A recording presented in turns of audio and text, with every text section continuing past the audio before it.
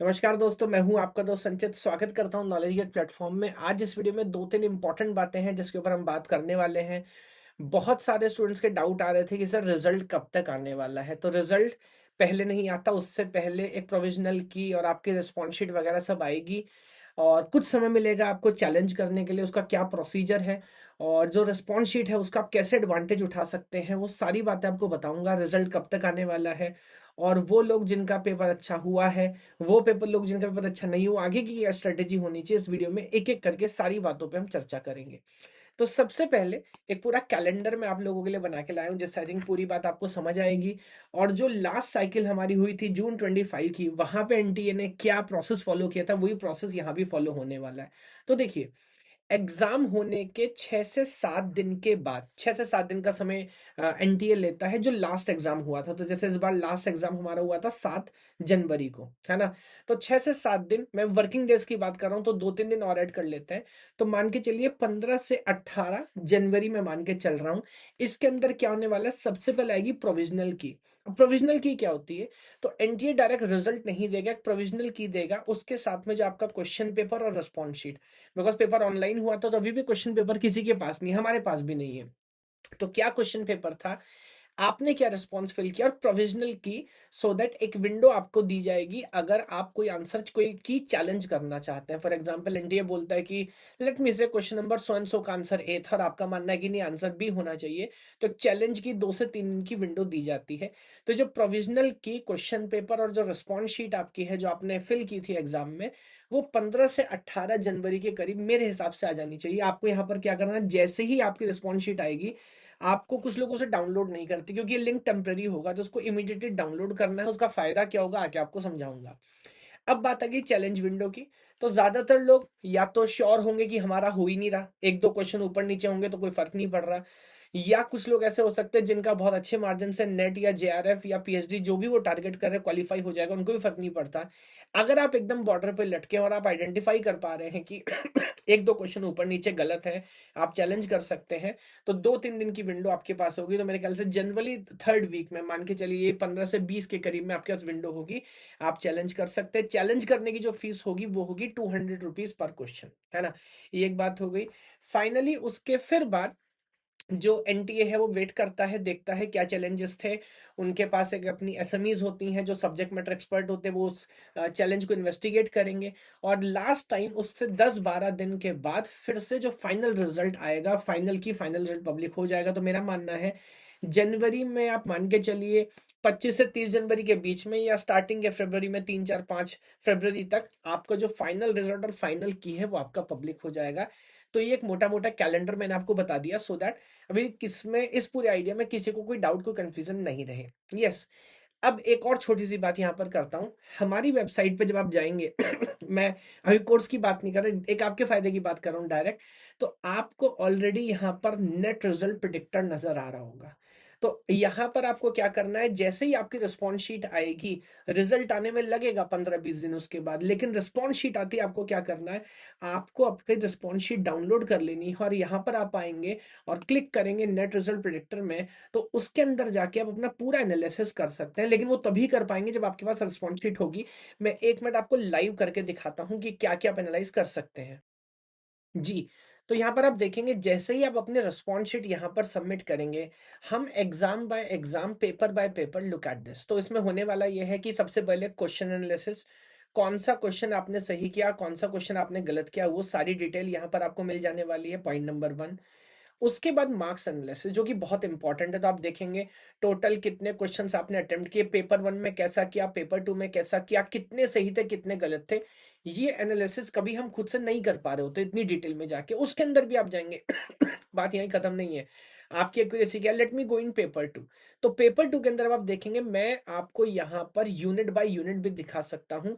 Unit 1 में कितने, देखिए अब दिखा रहा है प्रोबेबिलिटी, मैथमेटिकल लॉजिक, जितने भी हमारे टॉपिक्स थे, यूनिट 1 यूनिट 2 से लेके यूनिट 10 तक में आपकी क्या परफॉर्मेंस है, कितने क्वेश्चन सही हुए, कितने क्वेश्चन गलत हुए, ये सारी एनालिसिस एकदम फ्री आप कर सकते हैं नॉलेज गेट का जो रैंक प्रिडिक्टर है उसमें। लेकिन मैं फिर से आपको याद दिला रहा हूँ, ये जो रिजल्ट प्रिडिक्टर है ये आप इस्तेमाल तब कर पाएंगे जब आपके पास रिस्पॉन्स शीट होगी। तो पहला काम जो आपको करना है वो ये है कि रिजल्ट आते ही अपने रिस्पॉन्स शीट डाउनलोड कर लेनी है और हमारी वेबसाइट पे आके अपना रिजल्ट एनालिसिस करना है। अब यहाँ पर बात कर लेता हूँ रिजल्ट के बारे में। तो जैसा मैंने पहले भी वीडियो में बोला था, एक बार दोबारा बोल रहा हूँ, मेरे मानना है कि 70% जो क्वेश्चन पेपर था एकदम डायरेक्ट था। अगर आप पढ़ के गए हैं, तैयारी करके गए हैं, तो कारण नहीं होना चाहिए कि आप यहाँ पर अच्छा नहीं करके आ पाए। जनरल कैटेगरी में मेरे को लगता है कि कट ऑफ कहीं 170 के आसपास होना चाहिए और जेआरएफ का जो कट ऑफ है वो कहीं 195 के आसपास होना चाहिए।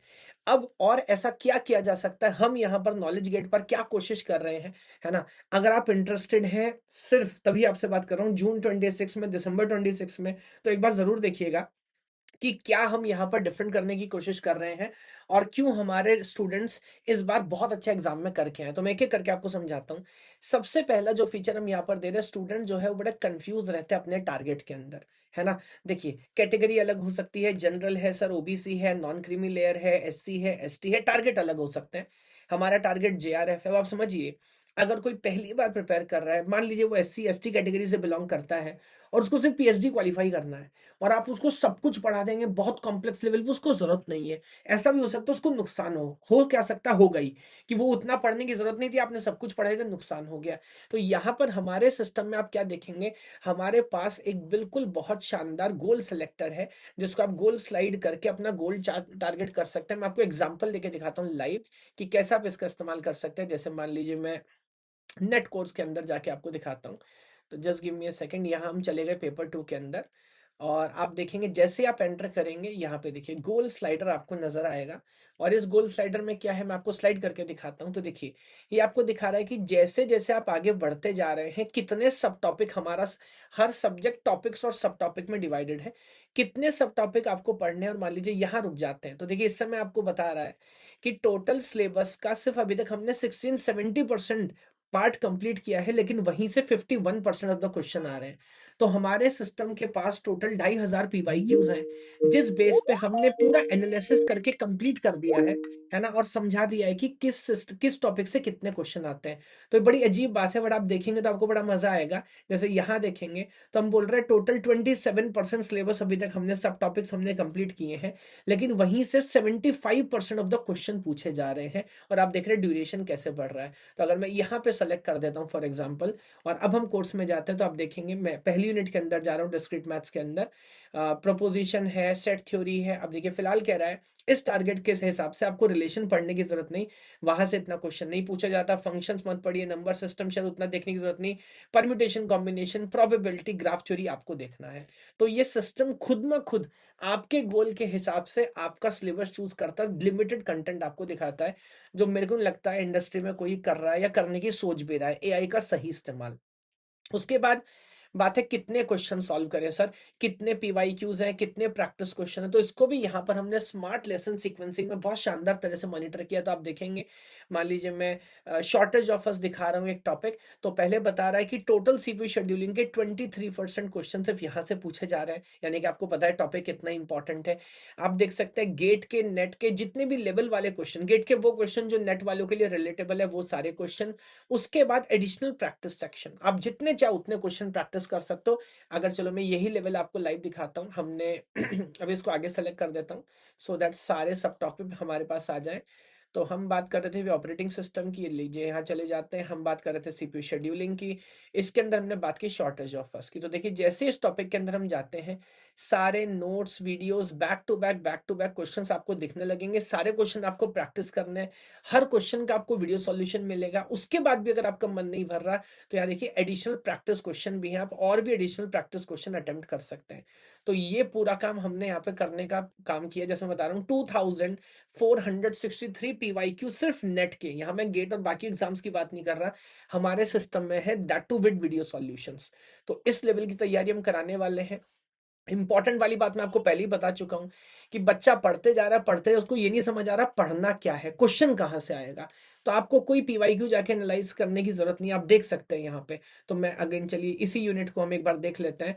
तो यूनिट नंबर 5 में से ओवरऑल सब्जेक्ट का 10.7% क्वेश्चन यहाँ से पूछा जा रहा है। पहले तो आप यूनिट भी देख सकते हो, क्या सब यूनिट बराबर है? नहीं, एआई से सिर्फ 6% क्वेश्चन पूछे जाते हैं, लेकिन डेटा कम्युनिकेशन नेटवर्क से लगभग 11% पूछे जा रहे हैं, प्रोग्रामिंग लैंग्वेज कंप्यूटर ग्राफिक्स से 12% एक्सक्यूज मी 12% क्वेश्चन पूछे जा रहे हैं। तो आपको डिफरेंस समझ आ रहा है ना? अब मान लीजिए हम अभी बात कर रहे थे इसकी, यहीं चलते हैं, है ना? और आप देख रहे हैं सीपीयू शेड्यूलिंग से 13% क्वेश्चन, इसमें क्या बेसिक से क्वेश्चन पूछ रहा है, एफसीएफएस से कम क्वेश्चन। अब आपको समझ आ गया। बताइए प्रायोरिटी पढ़ना है, राउंड रॉबिन पढ़ना है कि शॉर्टेज ऑफ फर्स्ट? सर या तो राउंड रॉबिन या तो प्रायोरिटी भी इंपॉर्टेंट है, बट शॉर्टेज ऑफ फर्स्ट, दोनों से कितने कितने क्वेश्चन पूछे जा रहे हैं। तो परसेंटेज के हिसाब से पूरे हॉटस्पॉट हम आपको बता रहे हैं, जो और कहीं आपको देखने को नहीं मिलेगा। तो ये एक बड़ी प्रॉब्लम बच्चे की यहाँ पर सॉल्व हो रही है। उसके बाद इंप्रूवमेंट का स्कोप, तो जैसे मैं यहाँ पर आपको दिखा रहा था, जैसे ही आप कोर्स में अपनी जर्नी स्टार्ट करेंगे, एक ओवरव्यू आपको दिखाता हूँ। यहाँ पे देखिए आपको स्कोर मिलेगा, ये तो एक डमी आईडी है, बट ये स्कोर सिर्फ यहीं पे नहीं है, ये भी आपको ओवरऑल स्कोर दिखा रहा है। कितने क्वेश्चन आपने सॉल्व किए, कितनी कंसिस्टेंट आप हैं, क्या डेली प्लेटफॉर्म पे आते हैं, कितनी कंसेप्ट वीडियोस आपने देखी हैं, टेस्ट सॉल्व किए कि नहीं, ये सारी कहानी। और अगर मान लीजिए ये तो भी टोटल कोर्स है, अब आप डिस्क्रीट पे जाएंगे तो डिस्क्रीट का स्कोर दिखाएगा। इसका मतलब टोटल कोर्स नहीं, सेक्शन बाय सेक्शन भी, किस सेक्शन में आप लैग कर रहे हैं, वहां पे क्या इंप्रूवमेंट होना चाहिए, वो सारी चीजें भी यहाँ पर आपको देखने को मिलती हैं। तो एआई आपको साथ साथ लेके चलेगा जर्नी में। बाकी टेस्ट सीरीज यहाँ पर आपको मिलने वाली है, कम्युनिटी है जहां पर आप डाउट पूछ सकते हैं, कोई और डाउट पूछ रहा है उसको रिस्पॉन्स कर सकते हैं, बाकी बच्चों के साथ इंटरेक्ट कर सकते हैं। रही बात गाइडेंस की, तो यहाँ पर मैं खुद बैठा हूँ, हम यहाँ पे tell me anything session, mentorship session लगाते रहते हैं बीच बीच में। बाकी सारा कंटेंट रिकॉर्डिंग में आपको मिलने वाला है। तो एक बार आपको देखना है, अगर सीरियस प्रिपेयर कर रहे हैं, मेरे पढ़ाने के तरीके से रिलेट कर पा रहे हैं, यूट्यूब पे कुछ ना कुछ कंटेंट आपने जरूर देखा होगा। क्योंकि मैं आपको बता दूं नेट में सर कंपटीशन कितना आप जानते हैं। तो लगभग आप देख सकते हैं 65,000 स्टूडेंट रजिस्टर करते हैं, 15,000 तो एग्जाम लिखने ही नहीं आते। जो आते हैं उसमें से सिर्फ 12%, लगभग 6,000 बच्चे हर साल पीएचडी के लिए क्वालिफाई करते हैं। उसमें से सिर्फ 6% बच्चे नेट क्वालिफाई करते हैं, और 1% से भी कम बच्चे जेआरएफ के लिए क्वालिफाई कर रहे होते हैं। सिर्फ कंप्यूटर नहीं, लगभग पूरे के पूरे नेट एग्जाम की ये कहानी है। तो इतना आसान नहीं है सर, कट ऑफ ऐसा नहीं इस बार ऊपर जा रहा है, हर बार ही लगभग इस रेंज में रहता है।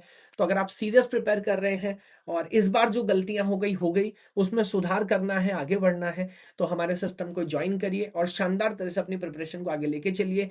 इस समय कुछ स्पेशल ऑफर चल रहे हैं, तो अगर आप अभी जाके, रिजल्ट आने से पहले की मैं बात कर रहा हूँ, अभी अगर जाके आप चेक करते हैं तो वो स्पेशल ऑफर डिस्काउंट आपको मिल जाएगा। तो उसको भी इस्तेमाल करिए और जल्दी से हमारे बैच को ज्वाइन करिए। चलिए, बाकी जैसे ही कोई अपडेट होगी एग्जाम के बारे में, रिजल्ट के बारे में, आपको अपडेट करता चलूंगा, है ना? और ऑलरेडी मैंने अभी आपको बता दिया, तो 15 से 18 तारीख के बीच में हमारी रिस्पॉन्स शीट आ जाएगी। आपकी पूरी एनालिसिस उन 3 दिनों में एकदम free of cost knowledge gate पे आप आके कर सकते हैं, ताकि अगले अटेम्प्ट को सुधारा जा सके। चलिए, भगवान आप सभी को खुश रखे। जय हिंद, जय भारत।